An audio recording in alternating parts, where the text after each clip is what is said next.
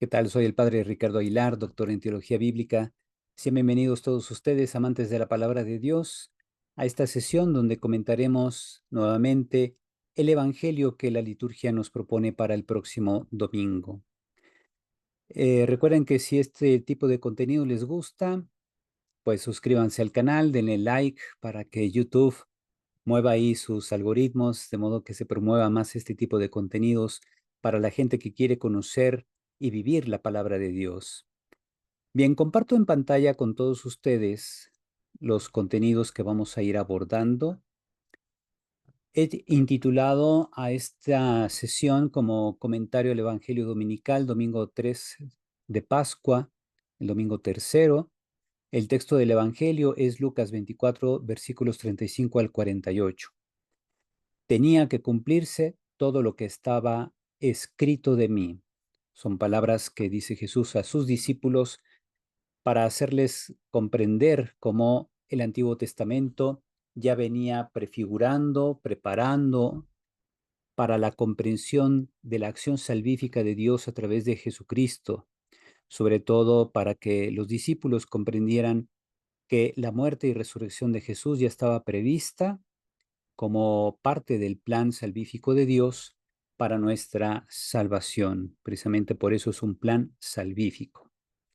Nos ponemos en la presencia de Dios, orando al Espíritu Santo, de modo que nos pueda guiar en la comprensión recta de este Evangelio. En el nombre del Padre, y del Hijo, y del Espíritu Santo. Amén. Ven, Espíritu Santo, llena los corazones de tus fieles y enciende en ellos el fuego de tu amor. Envía, Señor, tu Espíritu, y todo será creado, y se renovará la faz de la tierra.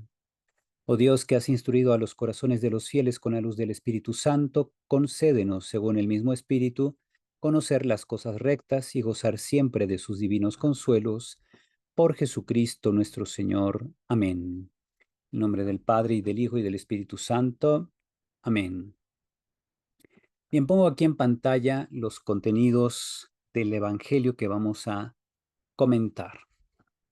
Tomado del Evangelio de San Lucas, capítulo 24, versículos 35 al 48.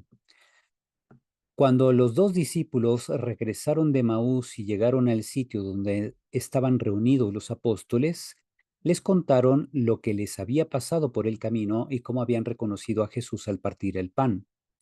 Mientras hablaban de esas cosas, se presentó Jesús en medio de ellos y les dijo: La paz esté con ustedes. Ellos, desconcertados y llenos de temor, creían ver un fantasma, pero él les dijo: No teman, soy yo. ¿Por qué se espantan? ¿Por qué surgen dudas en su interior? Miren mis manos y mis pies, soy yo en persona. Tóquenme y convénzanse, un fantasma no tiene ni carne ni huesos, como ven que tengo yo. Y les mostró las manos y los pies. Pero como ellos no acababan de creer de pura alegría y seguían atónitos, les dijo: ¿Tienen aquí algo de comer? Le ofrecieron un trozo de pescado asado, él lo tomó y se puso a comer delante de ellos. Después les dijo: Lo que ha sucedido es aquello de que les hablaba yo, cuando aún estaba con ustedes, que tenía que cumplirse todo lo que estaba escrito de mí en la ley de Moisés, en los profetas y en los salmos. Entonces les abrió el entendimiento para que comprendieran las escrituras y les dijo: Está escrito que el Mesías tenía que padecer y había de resucitar de entre los muertos al tercer día, y que en su nombre se había de predicar a todas las naciones, comenzando por Jerusalén, la necesidad de volverse a Dios para el perdón de los pecados. Ustedes son testigos de esto. Palabra del Señor. Bien, comenzamos con el comentario de algunos matices teológicos sobre el texto griego. Los verbos en rojo que aparecen aquí en el texto griego de la izquierda son las acciones de Jesús. Viene la expresión que mientras ellos estaban ahí hablando, en mesoautón, Jesús se paró en medio de ellos y les dice, legei en presente. Fíjense, pues está prácticamente en auristo y luego legei está en presente. Recordemos que el auristo es el pasado en el texto griego Y aquí después aparece un verbo en presente. Y cuando se dirige a ellos, entonces les dice, la paz con ustedes. Eirene Jimin. Recordemos que este eirene, o sea, la paz en griego, significa la plenitud de bienes de redención, a diferencia del shalom hebreo, que significa gozar de los bienes que Dios otorga. Aquí la paz que ofrece Jesús es este gozar de la plenitud de los bienes que ofrece Cristo resucitado. Son bienes de redención porque ya la redención ya ha venido operada, realizada a través del misterio de la pasión, muerte y resurrección del Señor. Por eso les puede donar ya esta paz, al menos aquí viene como un ofrecimiento. Después, mediante su comunicación oral, precisamente porque les dice varias cosas, se comunica con ellos verbalmente, los reprende con expresiones semejantes a las del relato de los discípulos de Maús. Les dice prácticamente que son tardos de mente para comprender lo que Dios había expresado a través de las escrituras hebreas. Después les muestra sus llagas y les aclara que no es un espíritu. De hecho, pongo aquí pneuma en griego, aquí lo tengo incluso subrayado, significa espíritu. Solamente un códice, el códice Besa, que pertenece a la tradición occidental de los manuscritos del Nuevo Testamento, que el códice Besa es en torno al siglo V, siglo VI que se escribió, eso es lo único que contiene la palabra fantasma. Como vimos en el texto en español, se dice que creían que era un fantasma. El texto de la mayoría de los manuscritos, sobre todo los más antiguos, le llamamos de familia textual alejandrina, como son el Códice Sinaítico, el Códice Vaticano, Efrén Rescripto y otros textos también, tienen la palabra pneuma.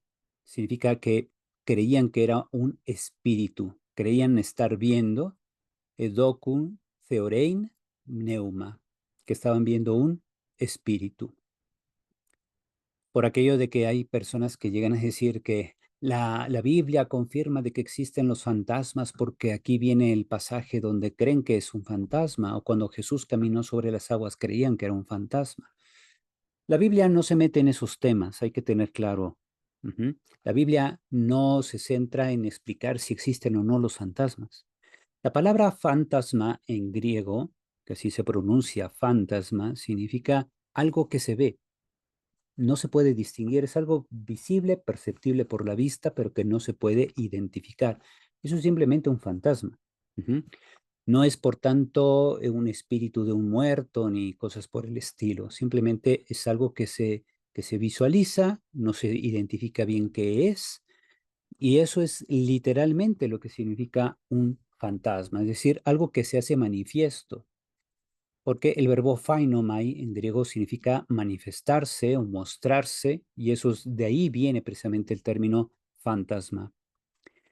Bien, continuamos. Tenemos que el tomar un pescado y comerlo, cuando se dice que Jesús, labón enopio nautón, enfrente de ellos, toma un pescado, caiefagen, y lo comió, muestran que se trata del mismo crucificado que ahora goza de una vida nueva. No come por tener hambre, sino para mostrar su identidad. Se trata de la misma persona que ellos ya conocían. Y nuevamente aquí es oportuno hacer entender que los cuerpos resucitados pues no tienen hambre. No es que Jesús coma porque tenga hambre, sino imagínense qué caso tendría gozar de una vida gloriosa si va a estar uno al pendiente siempre de alimentos que no estén pasados, que no estén caducos, ¿verdad? Y que puedan afectar la salud de un resucitado, ¿no? Pues eso no existe. También tenemos, por ejemplo, en la comunicación verbal de Jesús, unos imperativos. Dice, ídete tasjeiras mu, vean mis manos y mis pies y convénzase de que soy yo.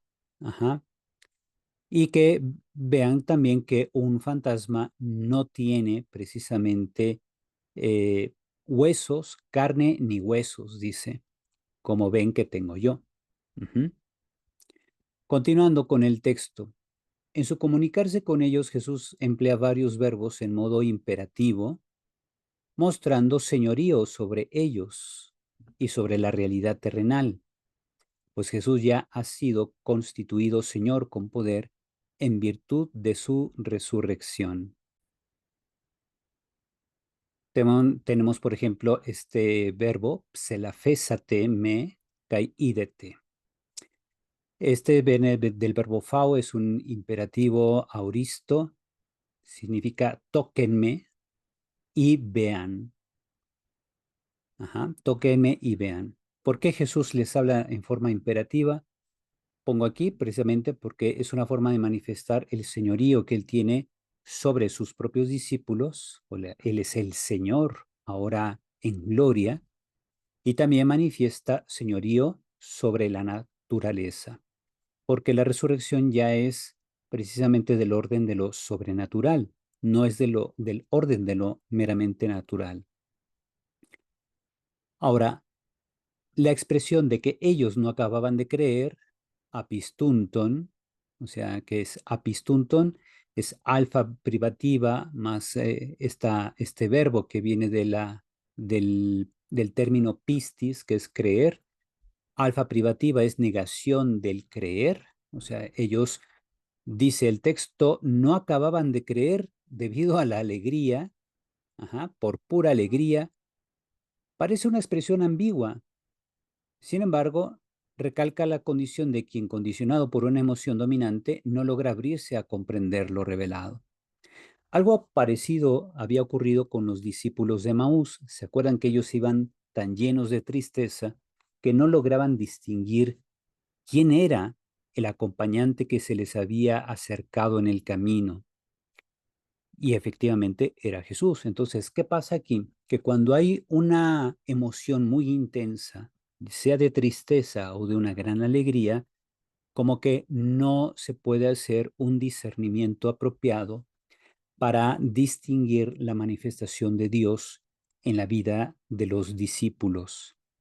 Por tanto, es un texto que también invita a la moderación.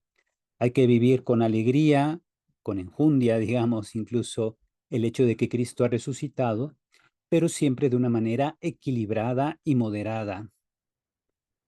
Tenemos después que Jesús dijo a ellos, que estas son mis palabras y que les digo a ustedes, etcétera, ¿verdad? Les menciona cómo a partir de la ley, los profetas y los salmos, les refiere a la manera en que los hebreos dividían las escrituras en modo tripartito. Entonces, va empezando precisamente diciendo que a través de Moisés, los profetas y los salmos, aquí dice precisamente, Dei plerocena y pantata gegramena entonomo, era necesario que se cumplieran todas las cosas escritas en la ley, Moiseos, que significa de Moisés, caitois profetais y los profetas, caipsalmois y los salmos, peri emu, acerca de mí. Ajá, peri emu significa acerca de mí. Era necesario entonces que se cumplieran lo que las escrituras habían dicho acerca de Jesús. Los hebreos distinguen o llaman a la escritura la Tanaj o Tanakh, que son las consonantes T, N y J o T, N y K, porque la J y la K prácticamente son la misma letra en hebreo. Son las tres letras que inician unos términos que son Torah, la T de Torah, que significa ley, la ley de Moisés. Luego tenemos la N de Neviim, que significa profetas, y la K, pues que vendría siendo Ketubim, la iniciación del término Ketubim, que en hebreo significa escritos. Entonces, esa es la forma como los judíos dividen su escritura, es decir, lo que nosotros llamamos el Antiguo Testamento, ellos le llaman la Tanaj, que es la unión de la Torá, Neviim, o sea, profetas, y Ketubim, escritos. Dentro de esos escritos, pues están precisamente los salmos. La expresión, más adelante, les abrió el entendimiento, dienoixen auton ton nun, para comprender las escrituras. Siniesai tas grafas. Es lo que está aquí en rojo. Esta expresión refleja cómo la experiencia del resucitado es la clave de lectura para entender el sentido espiritual y pleno de las escrituras hebreas, que estaban recluidas solo en su sentido literal original. ¿Qué es esta diferenciación entre sentido literal, entre sentido espiritual y sentido pleno? Bien, se los voy a explicar así en breve. Bien, tengo aquí un documento que se llama La interpretación de la Biblia en la Iglesia, publicado por el Vaticano de parte de la Pontificia Comisión Bíblica, publicado en 1993. En el capítulo 2 de este libro, llamado Cuestiones de Hermenéutica, en el inciso B, sobre el sentido de la escritura inspirada, este documento nos habla de cómo distinguir el sentido literal, el sentido espiritual y el sentido pleno de las escrituras. Y en síntesis es esto. Con respecto a los libros del Antiguo Testamento, el sentido literal de estos libros es lo que el autor humano, inspirado por Dios, quiso decir con su lenguaje, con las expresiones lingüísticas que empleó para iluminar la situación de su época. Es decir, lo que escribió, lo escribió para la gente de su tiempo, empleando pues categorías o términos de su época, empleando recursos literarios como formas literarias, modos de expresión de su época. ¿Ok? Eso es, digamos, el sentido literal. Esto se aplica tanto en los libros de Moisés, o sea, el Pentateuco, decíamos también en los profetas y en los demás escritos, como los salmos.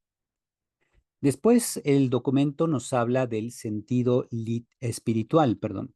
Y el sentido espiritual es el sentido que nosotros como cristianos, a la luz del misterio pascual de Cristo, el sentido que nosotros descubrimos en los textos del Antiguo Testamento, a la luz de este misterio de Cristo, del misterio pascual de Cristo y de la vida que surge precisamente de este misterio pascual, es decir, la vida cristiana y la vida eterna, ¿no? Entonces, ¿qué significa esto? Es la lectura que nosotros cristianos hacemos de los textos del Antiguo Testamento, donde descubrimos en ellos la prefiguración de lo que habría de cumplirse plenamente en Jesús. Ujú. Y por eso encontramos cómo hay una conexión entre lo que dicen algunos salmos y lo que aconteció en la vida de Jesús. ¿Se acuerdan de varios pasajes de los salmos o de la ley de Moisés, de los profetas, sobre todo del profeta Isaías, cuando habla del sufrimiento del siervo de Yahvé y que prácticamente sirve ese texto para comprender el significado de la pasión de Cristo?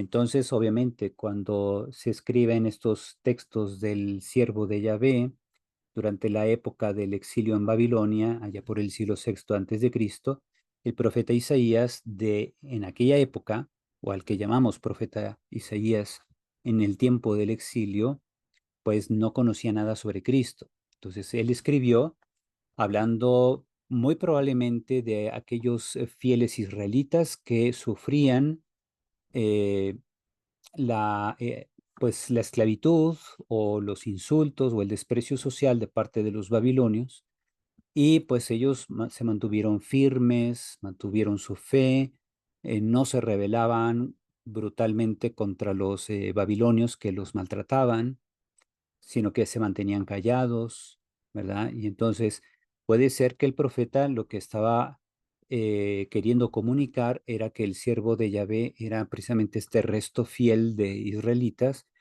que mantuvieron la cordura a pesar de tantas agresiones que habían recibido.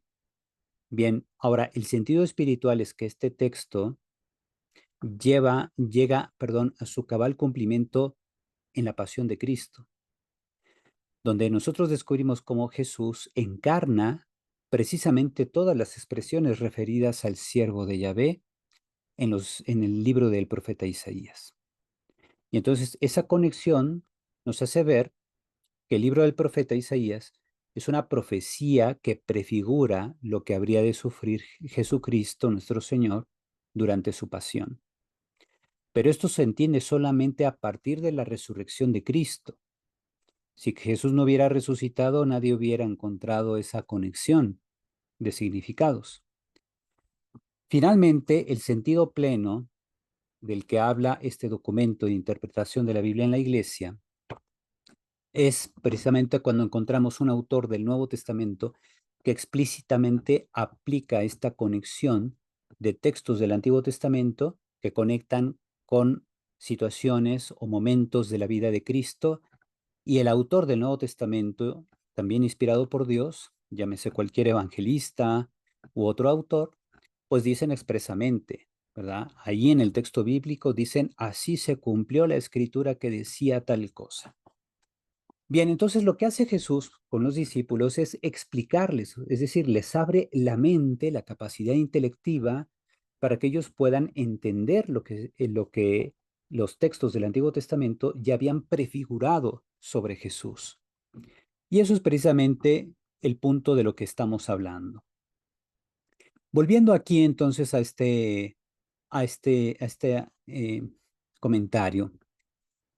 La expresión el comenzando desde Jerusalén, Arxámeno y Apó Jerusalén, puede entenderse tanto en unión con lo anterior, es decir, en sentido de que deberán anunciar el perdón de los pecados en todas las naciones, comenzando desde la ciudad santa, como con lo que sigue.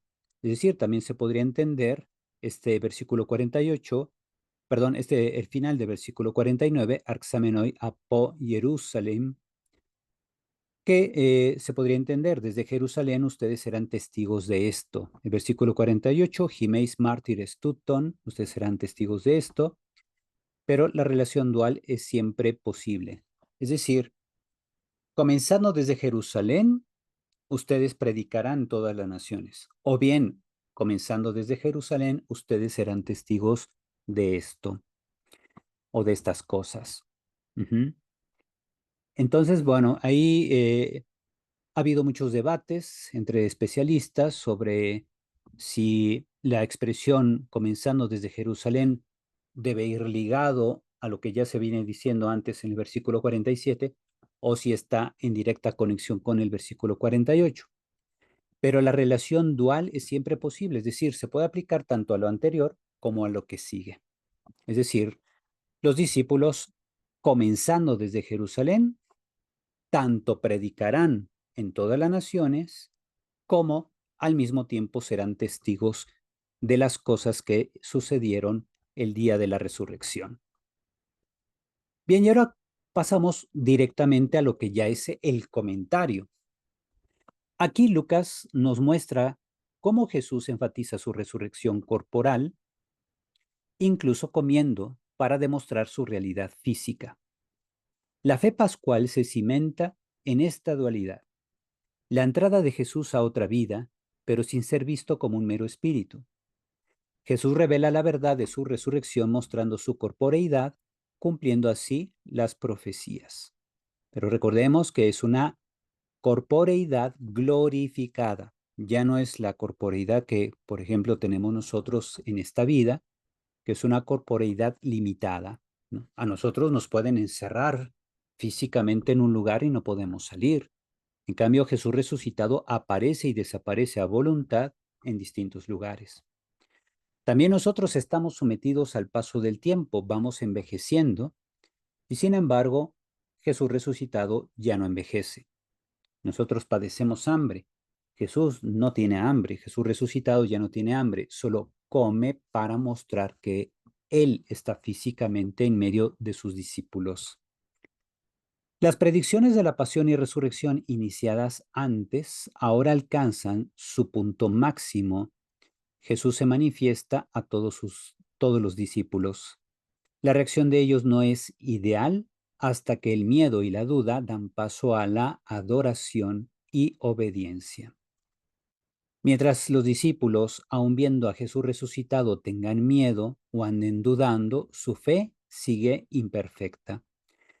¿Qué hay que hacer? Pues dejarse conducir por el Espíritu Santo, el Espíritu mismo que Jesús está dando a sus discípulos a través del don de la paz y a través a nosotros de los sacramentos. Este mismo Espíritu es el que nos conduce para pasar de la duda o el miedo a la actitud de adoración y obediencia de la fe. La resurrección de Jesús no es una revivificación de un cadáver, sino algo que supera las concepciones de la vida después de la muerte. La escena anticipa el futuro, que es la misión de los discípulos que cumple la promesa de Simeón sobre la salvación de las naciones. El anciano Simeón, que había tomado al niño Jesús en sus brazos y había dicho: mis ojos han visto la salvación de tu pueblo y gloria de Israel ante las naciones, ¿verdad? Ahora ellos, los discípulos, son testigos del reino de Dios, capacitados por el Espíritu. El Evangelio termina antes de que esta promesa se cumpla, señalando la conexión con los hechos de los apóstoles. Lucas rechaza la idea de que Jesús sea solo un espíritu, mostrando que él tiene un cuerpo real. Sin embargo, la evidencia física no genera fe. La interpretación de las escrituras es crucial para comprender, fíjense, el significado de su resurrección, pues se necesita un enfoque interpretativo basado en las escrituras. Si Jesús simplemente hubiera mostrado que él ya venció a la muerte y que está ahí presente y todo eso, alguien diría: no, pues qué bueno por él, qué bueno que resucitó y se libró de la muerte, pero hasta ahí hubiera quedado, hubiera sido un prodigio, algo asombroso, ciertamente, pero si no se entendiera el significado de la resurrección gracias a las escrituras hebreas, pues no se hubiera dado el paso al anuncio propiamente del cumplimiento de las promesas que Dios había hecho al pueblo hebreo desde la antigüedad. Jesús sitúa su propia historia dentro del contexto más amplio de las Escrituras, vinculando su sufrimiento y gloria con el plan divino de salvación. Esta conexión garantiza que los discípulos comprendan la resurrección en el contexto del plan de Dios y les da una visión integral de la acción divina en la historia. Ujú. De ahí que, por eso, es necesario que leamos el Antiguo Testamento también desde el misterio pascual de Cristo, para que encontremos siempre esa conexión y pasemos de lo que era el sentido literal, el sentido de cada texto en su época en el Antiguo Testamento, que ahora se relee a la luz del misterio de la resurrección, de Cristo muerto y resucitado, y entonces se comprende la unidad de la Escritura, la unidad del Antiguo y el Nuevo Testamento, que van vehiculando precisamente un mismo plan de salvación, una misma revelación que va increciendo, va subiendo hasta llegar a su culmen en Jesucristo. Bien, las últimas palabras de Jesús a los discípulos anticipan el libro de los Hechos de los Apóstoles. Jesús les asigna un papel crucial en los eventos futuros, nombrándolos testigos y encomendándoles una tarea con una promesa. Este tema se retoma en los primeros capítulos de Hechos. Al encargar a los discípulos con la predicación para la remisión de los pecados, Jesús continúa una tarea central de su misión y la de Juan el Bautista. En Hechos, los testigos del resucitado llevan a cabo esta tarea en el nombre de Jesús, que representa su poder y autoridad. Esta misión se extiende desde Jerusalén hacia todo el mundo, una inversión de la antigua concepción que consideraba a Jerusalén como el centro hacia el cual se convertirían las naciones. Jesús ahora les promete el poder del Espíritu del Señor resucitado que se desenvuelve en el libro de los Hechos. A partir de Jerusalén, entonces ellos salen para predicar a las naciones y convertirlas.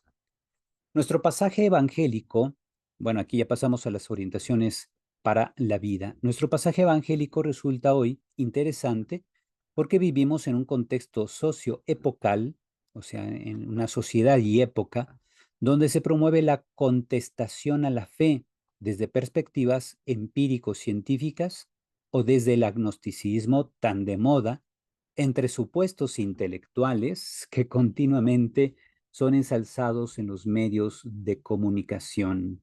Ujú.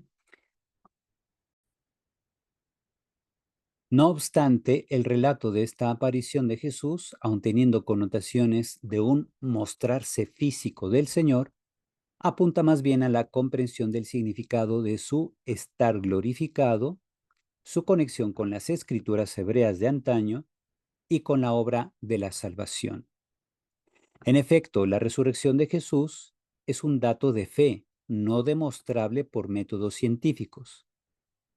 Su significado, que es lo que importa, se logra comprender solo en conexión con las escrituras hebreas, pues no se trata de que un cadáver haya revivido, sino que aquel en quien se da el cumplimiento de las antiguas promesas de Dios al pueblo hebreo, ha resucitado y efectuado la obra de la salvación. Por eso el relato insiste en el significado de que Jesús haya resucitado. No insiste tanto o no se encierra en el tema de la corporeidad de Jesús resucitado como una demostración empírica de que Él resucitó. Entonces hay que aprender a leer las escrituras precisamente desde el espíritu con que fue escrita, que es el Espíritu Santo, que es el que nos impulsa a entender de la escritura el significado teológico que tiene el relato para nosotros. La realidad Jesucristo resucitado da sentido, es decir, orientación, experiencia y finalidad a nuestra vida personal y comunitaria.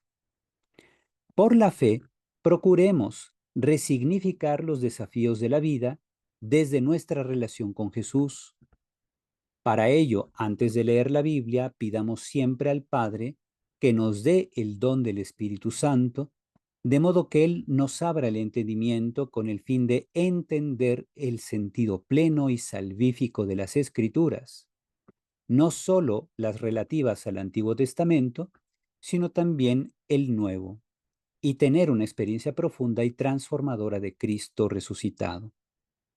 La comprensión de los textos sagrados solo se da por iluminación del Espíritu Santo, no por aplicación de meras técnicas exegéticas o literarias o por leer comentarios. Bien, en este punto subrayo algo. Hay muchos autores que son muy sobresalientes en aspectos de literatura, de historia o incluso de métodos exegéticos, sobre todo de carácter diacrónico, es decir, de métodos que nos ayudan a entender el proceso de la redacción y edición final de los textos bíblicos. Pero muchos de esos especialistas ni siquiera son creyentes, son más bien agnósticos o son, no sé, simplemente ateos podría ser incluso, que quieren, según ellos, descubrir que la Biblia es un mero libro de mitos, de fantasías e ilusiones de un pueblo de la antigüedad. Obviamente que si alguien lee la Biblia desde ese enfoque meramente secular, pues no, la Biblia no le va a decir nada. Entonces es importante leer la Biblia desde el espíritu con que fue escrita. Esto nos lo dice tanto la Dei Verbum del Concilio Vaticano II como la Verbum Domini del Papa Benedicto XVI, o incluso este librito de interpretación de la Biblia en la Iglesia, publicado en 1993, y otros textos que han publicado la Pontificia Comisión Bíblica o que los papas también nos han escrito a lo largo de décadas, que nos insisten en que es importante leer la Biblia entendiéndola tanto desde su enfoque diacrónico o con metodologías sincrónicas, como análisis poético, análisis literario, narrativo o análisis retórico, etcétera, como también desde la aplicación de la metodología teológica. El método teológico es fundamental para entender el sentido salvífico de las escrituras. Por eso aquí en el texto yo les ponía que efectivamente no basta la aproximación desde técnicas exegéticas o literarias. O también hay que estar muy abusados de no limitarse a leer comentarios elaborados por otros especialistas.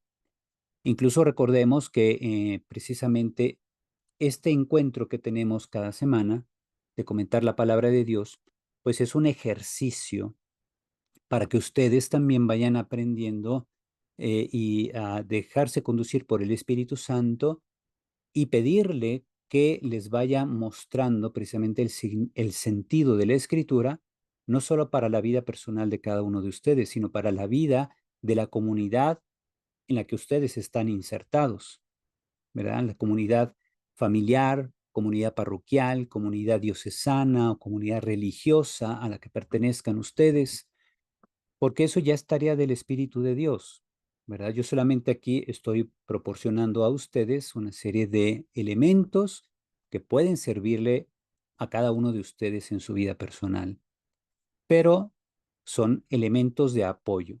Es el Espíritu Santo quien realmente aplica en la vida de ustedes el sentido de la Escritura para que ustedes puedan vivir la palabra y también comunicarla de manera viva, de manera motivante a otras personas.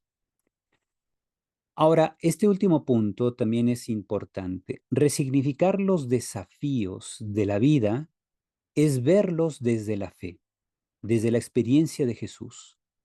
Así podemos comprenderlos como situaciones que aportan algo a los designios de Dios sobre nosotros y que la sabiduría que Cristo nos otorga nos ayuda a valernos de ellos para madurar en la vida. Y esto vale precisamente para todo desafío que enfrentemos en la vida. Toda circunstancia, por difícil que parezca que nos sale al encuentro, que parece limitarnos, desmotivarnos, o que podemos dejarnos arrastrar incluso por la depresión, por algo que pasó inesperadamente que nos está afectando. ¿Qué pasa cuando vemos ese acontecimiento o esos condicionamientos cuando los leemos a la luz de la Escritura? A la luz precisamente de la meditación y oración de la Sagrada Escritura, sobre todo del Evangelio de cada domingo, pues cambia de significado. Efectivamente, nosotros quizá no podemos cambiar el pasado, pero sí podemos cambiarle su significado para nosotros, tanto en lo personal como en una dinámica comunitaria. ¿Cómo podemos hacer esto de resignificar precisamente los desafíos de la vida a través del estudio de la palabra de Dios, a través de la vivencia de ese espíritu que nos comunica el sentido pleno de la Escritura y que va orientando nuestra vida para nuestro bien? Y el verdadero bien que Dios quiere para nosotros es precisamente que vivamos en esta dinámica de hijos de Dios, que vayamos creciendo y madurando en nuestra fe como hijos de Dios en Cristo.